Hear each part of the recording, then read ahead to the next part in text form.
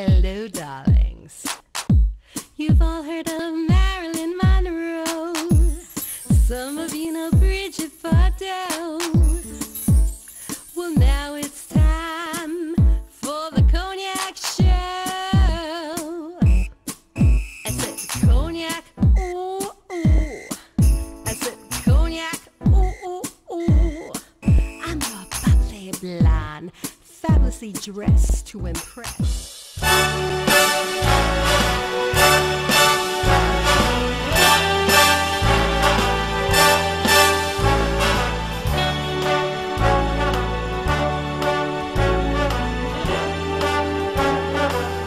Start spreading the news.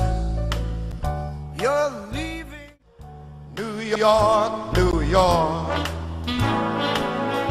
Your vagabond shoes, they are longing to stray and step around the heart of it. New York, New York.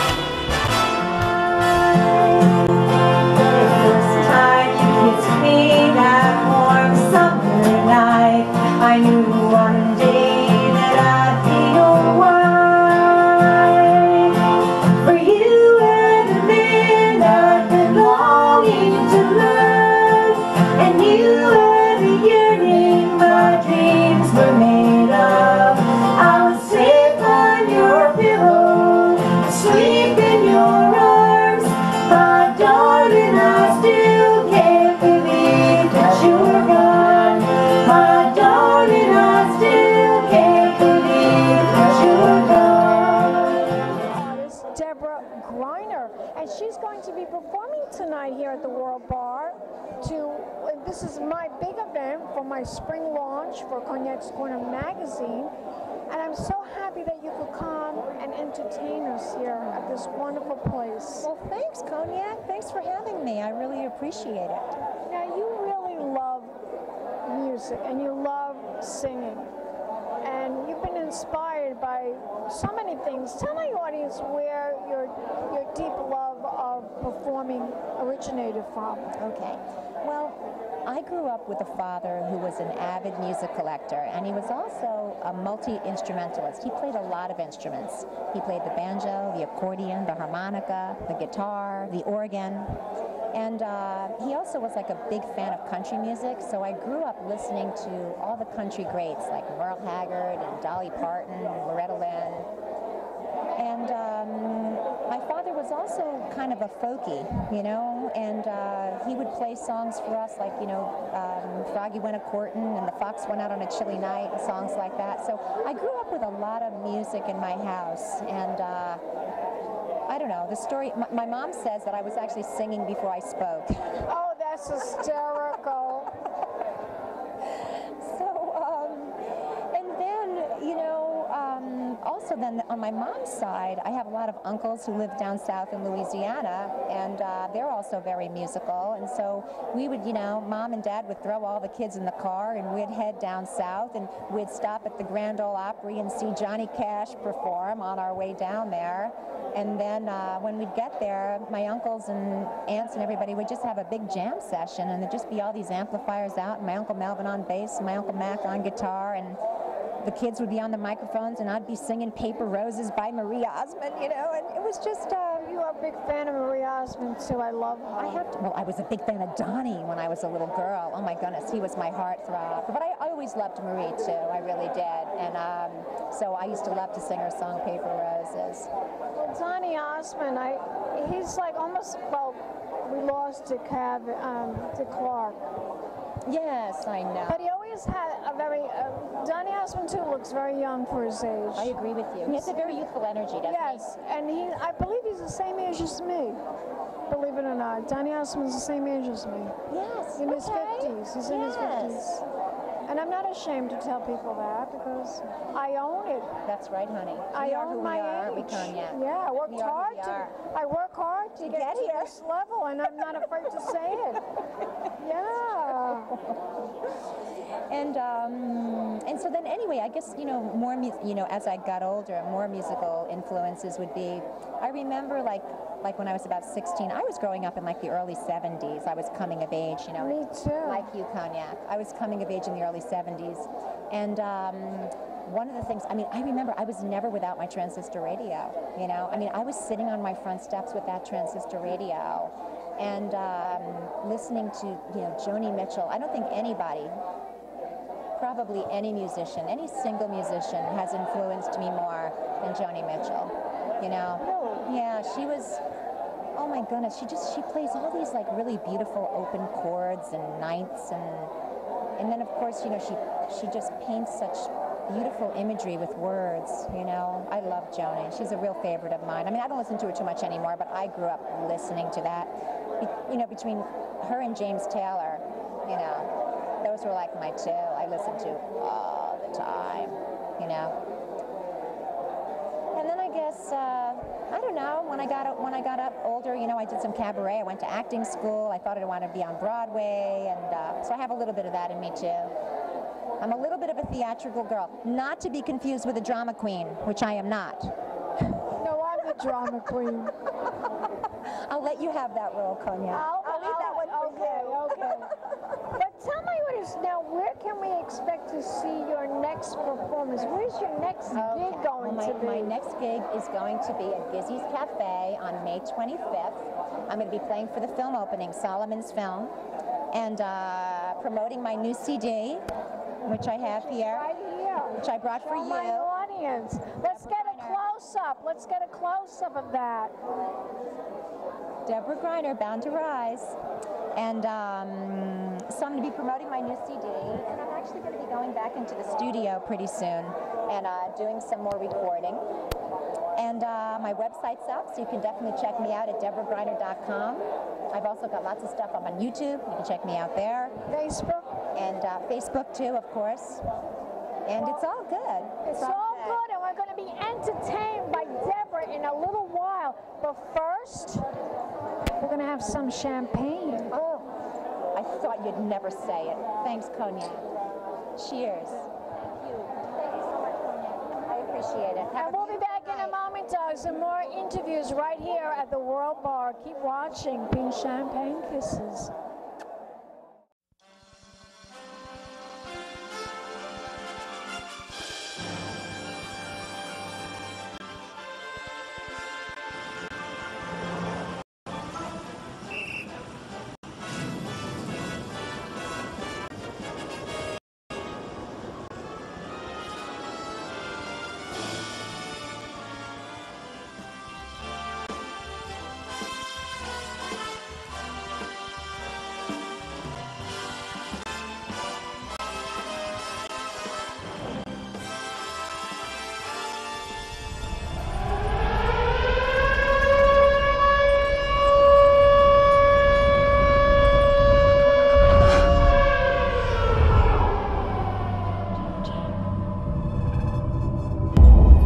My fellow God-fearing compatriots, today is a momentous occasion in our nation's history. 10 years ago, we declared our destiny to the world. Ours is a destiny given to us by God with the responsibility of marching through history as soldiers of God. Our journey as a nation is one of strength, unity, and providence. 10 years ago, we were given the choice between life and death. 10 years later, we are still here. We are still Americans, and we are still proud. If it is ever God's will for me to not lead the people, may He strike me down now and find someone else to replace me. Until that day, I will lead this nation as it was intended, by God and for God.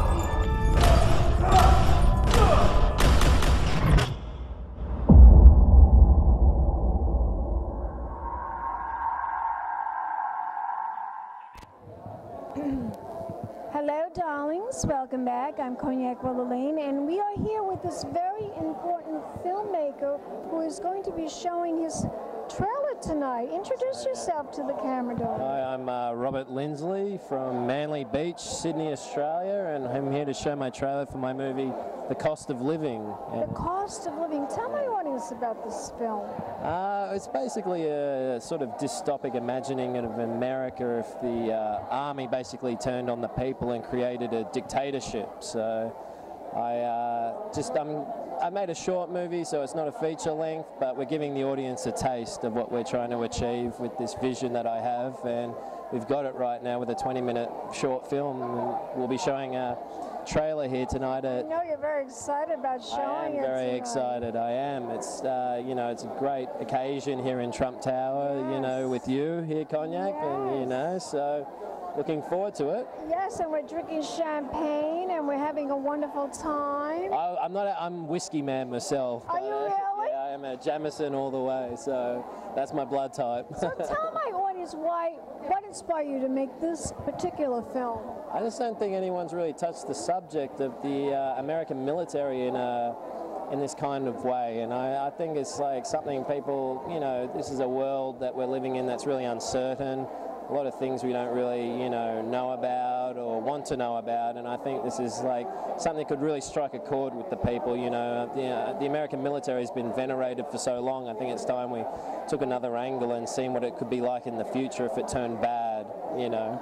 Interesting, interesting. Very nice. How long did it take you to make this film?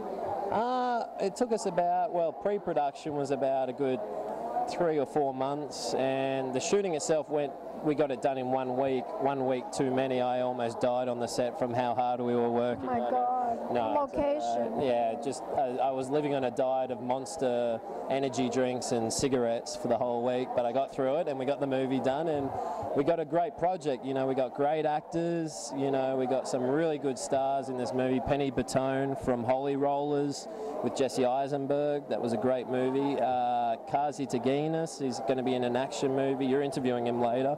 Action movie called Terminal Legacy. Stacey Kessler was in it. I love Stacey. Yeah, I was hoping that she would be able to come tonight. Yeah, well, she did a great job. She was, you know, and of course for you that watch Bravo know her from Matchmaker, you know, that TV show she was on. So I'm a big fan of Bravo, and Yeah. I watch all the shows on Bravo, all the reality shows, and I've interviewed Auntie Cohen like 3 times, and I've Oh, yeah? interviewed all the Real Housewives from all the Where are cities. they? Where are they? The Real House. I actually interviewed them the other night. Oh, they were yeah? at a big party. You They're should have always going introduced me big to parties. them. They're always promoting themselves. They're always going to different things. I And can imagine. yeah, the other night I interviewed all the mob wives. Oh, really? How was that? Interesting. In prison or out of prison? Out of prison. All right, just checking.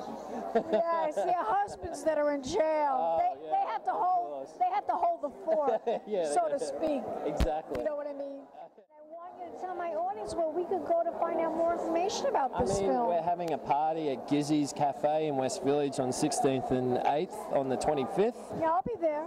You'll be there, I know that.